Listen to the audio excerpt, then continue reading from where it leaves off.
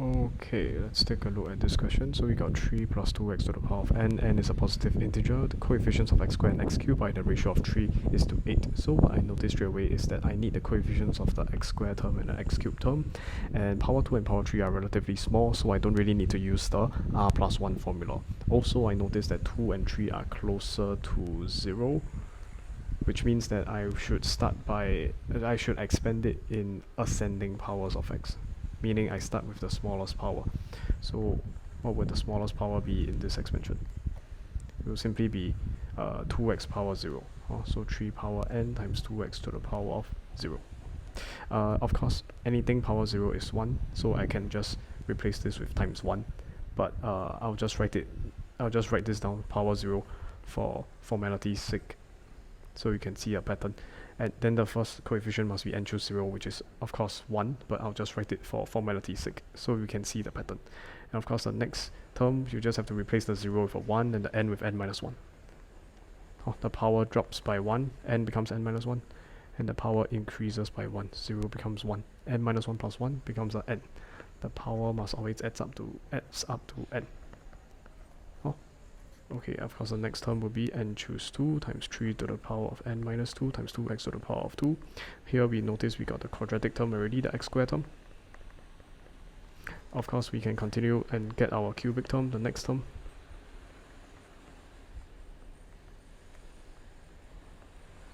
So on and so forth, we don't need the rest. So focusing on the quadratic and the cubic, let's look at its coefficients. So if I just try to simplify this quadratic, I'll get n choose 2 times 3 power n minus 2 times 2 square times x square. Of course 2 square is nothing but 4, so that means I will get times 4 here. Okay, the dot here, c dot, circular dot, is just a multiplication symbol. Okay, so we focus on the coefficients, so let's just write down our conclusion here. Coefficient of x squared.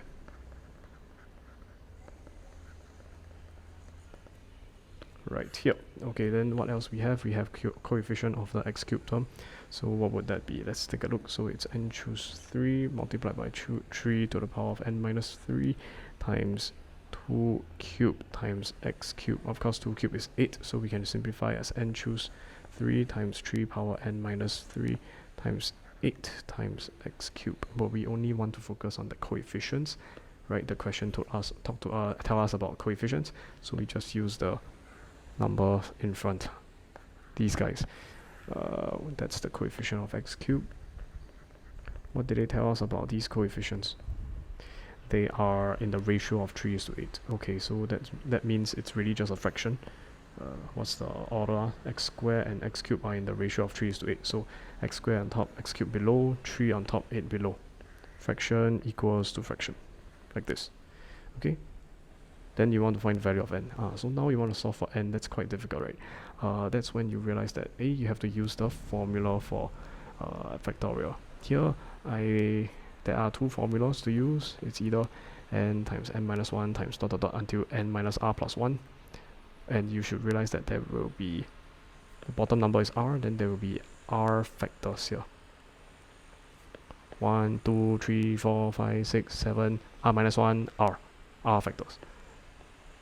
All divided by r factorial. Of course, equivalently, n factorial over r factorial multiplied by n minus r factorial. Yeah, times.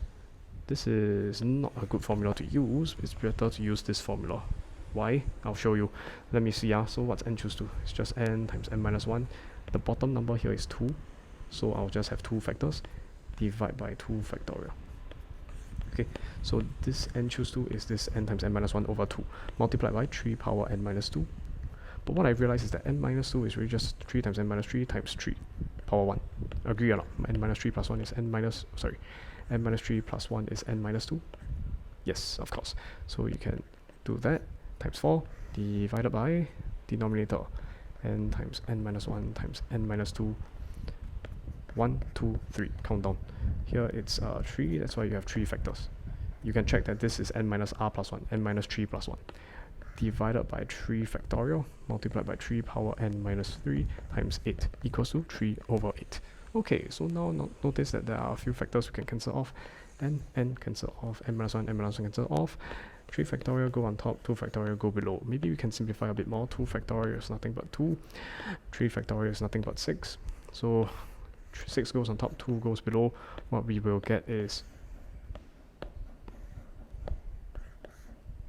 multiply by 6, oops, multiply by 2, erase this, make it balanced, look nice,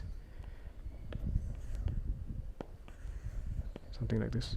Oh wait, I could have just erased away the ones that got cancelled off. N cancels off with n, n minus 1 gets cancelled off with n minus 1. Bring it together. So anything else to cancel? Yes, 4 and 8. Maybe I'll just do it here. 4 and 8 cancel off, 1, 2. So this 4 and 8 becomes a 1 and a 2. Times 1, I might as well not write it. So, oops, just a times 2. Anything else to cancel? Oh right, the 3 power n minus 3. We can cancel them off. So you're left with no more 3 power n minus 3 here and there. And you're just left with whatever you see here. 6 times 3 to the power of 1. You don't need to write the power 1. Remove over 2 bracket n minus 2 times 2 equals to 3 over 8. Can we simplify further? Yes, 6 times 3 is 18. Okay, you know what? Let's just cancel. 6.